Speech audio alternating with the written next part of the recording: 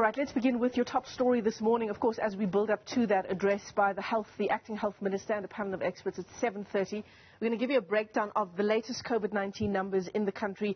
Almost 15,000 new infections recorded. Gauteng once again leading with the bulk of those infections. Almost 5,000 infections in Gauteng.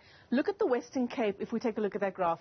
Do you remember that when experts were telling us about the third wave and how the provinces might be lagging behind? Gauteng, of course, has been leading in terms of the third wave of infections. We were told that the Western Cape's third wave would peak sometime after the fact. Look at those numbers there. Gauteng almost 5,000, the Western Cape now, when we've previously seen figures below 1,000, just over 1,000, it's not far behind Gauteng, 3,263. Very important thing to note that the Northwest and KwaZulu-Natal as well as Limpopo, all three of those provinces also breaching the 1,000 mark. Look at the number of tests conducted in the last 24 hours. That's slowly starting to build up momentum again, at least in the wake of the unrest which prevented testing in certain regions. 55,900 odd tests conducted in the last 24 hours. It translates to a much lower test positivity rate than we've seen in recent weeks, 26.5%. Ideally, it should be at about 5%, so a far cry from where we should be. But perhaps, again, more signs of, at least nationally, us being past the worst of this third wave. Still 5 times where the test positivity rate should be. 433 new deaths recorded in the last 24 hours around the country. Total deaths now exceeding 68,600 lives lost. Without a doubt. Let's look at how the vaccinations have fared in the last 24 hours. Some background for you. Again, the unrest in the week gone by, putting a stop to certain vaccinations. Those in the private sector specifically really been hardest hit, especially in regions like KwaZulu-Natal, which at some stage was leading in terms of the number of vaccines being administered in the last 24 hours.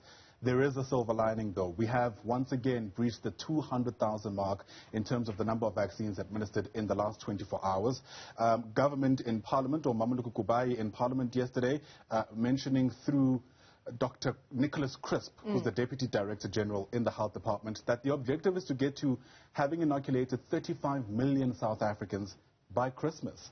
That will only work out, of course, if we meet our own targets, one would imagine, of breaching the 300,000 mark in terms of the number of vaccines administered in a day. Yeah, absolutely. Again, Gauteng doing really the bulk of the heavy lifting in terms of vaccines. Almost 56,000 vaccines administered in this province. Take a look at the division between public there. Of course, the public sector doing the heaviest lifting there, but the private sector also coming to the party.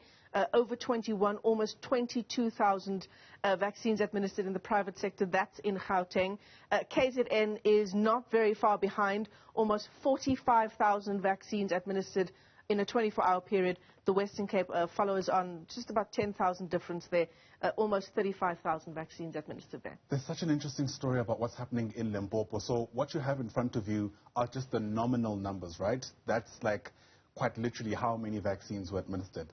But the story in Limpopo is that they've actually vaccinated the largest portion of their population, at least those who are eligible to get the vaccine.